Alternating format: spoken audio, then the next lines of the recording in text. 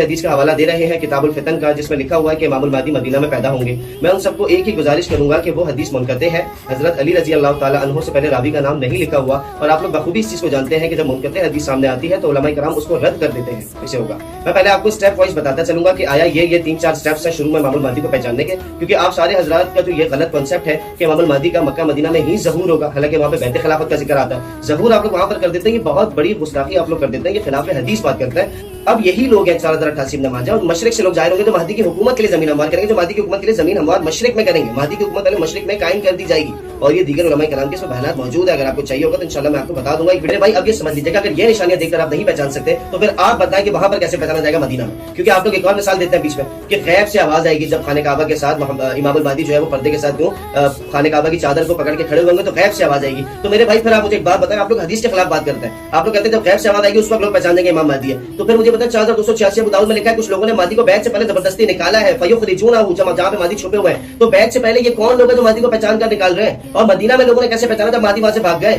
اب دوسری بات، ان کے خوابوں میں بہت ساری راز کی بات ہے۔ بالفرض حروف مقطعات ہوتے ہیں قرآن میں، جس کے غالباً معنی اللہ پاک اور غالباً نبی اکرم صلی اللہ علیہ وسلم کے درمیان کچھ راز تھے، اللہ عالم، اللہ کی بھی شفا فرمائے۔ محمد قاسم عبد الکریم صاحب کو بھی خوابوں میں بتائے گئے ہیں اس کے مطلب۔ الف لام میم کا مطلب ہوتا ہے الف نحمده ونصلي على رسوله الكريم اما بعد فاعوذ بالله من الشيطان الرجيم بسم الله الرحمن الرحيم رب اشرح لي صدري ويسر لي امري واحلل عقدة من لساني يفقهوا قولي۔ میرا نام فہد خان ہے اور آپ چینل دیکھ رہے ہیں فاؤنڈ ریئل مہدی۔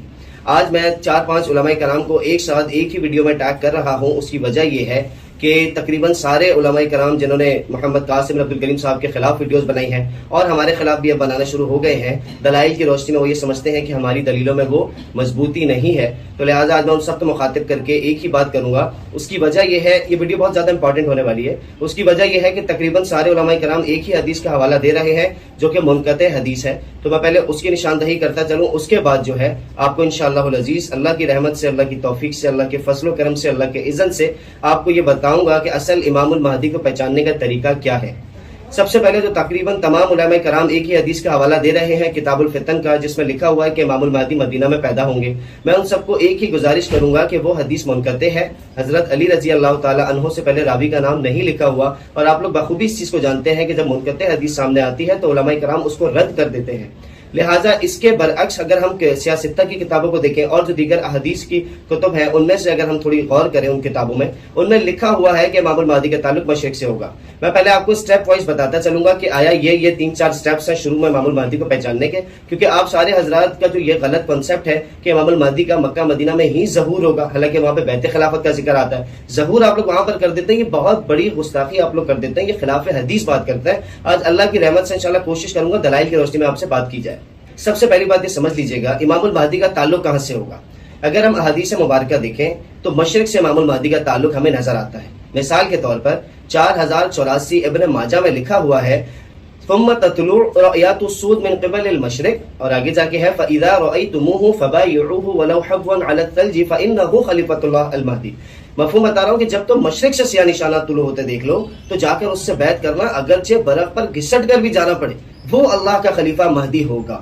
اور ہمیں دیگر اگر ہم تواتر دیکھتے ہیں تو 5461 مشکات المصابیح میں بھی یہی لکھا ہوا ہے، اور 12924 مسند احمد میں بھی یہی لکھا ہوا ہے کہ جب تم خراسان کی جانب سے لشکر آتے دیکھو تو ان کا استقبال کرو، ان میں شامل ہو جانا، ان میں اللہ کا خلیفہ مہدی ہوگا۔ اب اکثر لوگ اس کو خراسان سمجھتے ہیں، میں اس کو کلیئر کرتے چلوں۔ یہاں پر ورڈ آتا ہے من قبل خراسان، عربی کے اگر آپ حدیث کے الفاظ پڑھیں اس میں لکھا ہوا ہے من قبل خراسان، خراسان کی جانب سے۔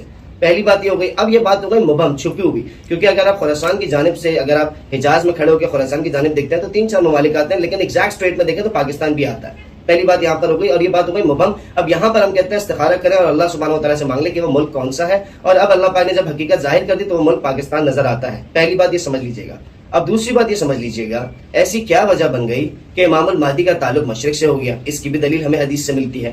4082 ابن ماجہ، نبی اکرم صلی اللہ علیہ وسلم نے فرمایا، مفہوم بتا رہا ہوں، کہ میرے بعد میری نسل کو مصیبتوں، دربدری اور وطن سے اخراج کا سامنا کرنا پڑے گا۔ پھر تم دیکھو کہ مشرق سے لوگ آئیں گے، وہ عربوں سے لڑیں گے اور اچھی چیز حکومتی نظام ہے وہ ان سے اٹھا کر امام المہدی کے سپرد کر دیں گے، اور دیگر حدیثیں آپ کے سامنے پیش کر دی الحمدللہ کہ امام المہدی کا تعلق مشرق سے ہوگا۔ اب میری بات غور سے سمجھیے گا، 3-4 سٹیپس جو میں آپ کو بتا رہا ہوں وہ غور سے سمجھ لیجیے گا۔ احادیث مبارکہ کی روشنی میں اگر ہم دیکھیں تو امام المہدی کی پہچان کس طرح ہوگی وہ انشاءاللہ آپ کے سامنے پیش کروں گا اللہ کی رحمت سے۔ سب سے پہلا سٹیپ 8659 مستدرک الحاکم 8659 مستدرک الحاکم میں لکھا ہوا ہے کہ اللہ سبحانہ ہوا تعالیٰ امام المہدی کے ہمراہ بادل کے ٹکڑے کے مانند لوگوں کو جمع فرما دے گا، اور اہل بدر کی جتنی تعداد کے لوگ جمع فرما دے گا، اور اتنے لوگ جتنے حضرت طالوت علیہ السلام کے ہمراہ نہر کے پل پر تھے، یہ کسی سے نہیں ڈریں گے، ان کے دلوں میں اللہ سبحانہ و تعالیٰ الفت ڈال دے گا۔ یہ پہلا اسٹیپ ہے احادیث مبارکہ کی روشنی میں اگر ہم دیکھیں۔ اس کے ساتھ ایک اور حدیث کنیکٹڈ نظر آتی ہے 4088 ابن ماجہ، مشرق سے لوگ ظاہر ہوں گے، مشرق سے کچھ لوگ ظاہر ہوں گے جو مہدی کی حکومت کے لیے زمین ہموار کریں گے۔ اگر ہم احادیث مبارکہ کی روشنی میں دیکھتے ہیں ابھی تک بیعت خلافت نہیں ہوئی ہے مکہ میں، تو یہ پہلے والے لوگ کون ہیں؟ ہم اس چیز کا رونا رو رہے ہیں کہ آپ لوگ کی پہچان، آپ لوگ کا بنیاد غلط ہے امام المہدی کو پہچاننے کا۔ کہنے کا مقصد یہ مشرق والی حدیث سے چھوڑ کر اگر آپ آگے جائیں گے تو آپ نہیں امام المہدی کے چیپٹر کو کور کر سکتے، وہ انشاءاللہ ابھی آگے جا کے دلائل کی روشنی میں اللہ کی رحمت سے آپ کو ثابت کر کے انشاءاللہ دکھاؤں گا۔ اب آپ یہ دیکھ لیجئے گا کہ اللہ سبحانہ و تعالیٰ نے مہدی کے ہمراہ بادل کے ٹکڑے کے مانند لوگوں کو جمع فرما دیا، اور اتنے لوگ جتنے حضرت طالوت علیہ السلام کے ہمراہ نہر کے پل پر تھے، اور اتنے لوگ جتنے اہل بدر کے جتنی تعداد تھی۔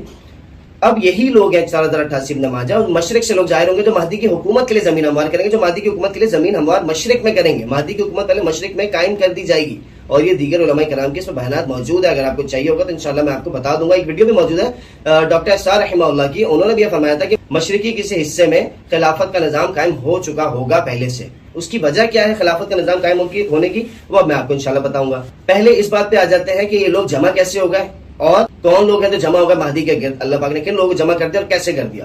اگر ہم احادیث مبارکہ کی روشنی میں دیکھیں، اور اصل زندگی میں بھی ایسی ہوا ہے، مبشرات ہی ایک ہمیں وصف، ایک ذریعہ احادیث مبارکہ میں ملتا ہے جس کے ذریعے اللہ سبحانہ و تعالیٰ مہدی کے گرد لوگوں کو جمع فرما سکتا ہے۔ 6990 بخاری شریف، 7017 بخاری شریف، 1075 صحیح مسلم، 3917 ابن ماجہ۔ یہ حدیثیں پڑھ لیجئے گا کہ نبوت کا مفہوم بتا رہا ہوں، نبوت کا 46واں حصہ سچے خواب ہیں۔ آخری زمانے میں مومن کا خواب شاذ و نادر ہی جھوٹا ہوگا، زیادہ تر خواب سچا ہوگا۔ جو کوئی اپنے لیے دیکھے گا دوسرا اس کے بارے میں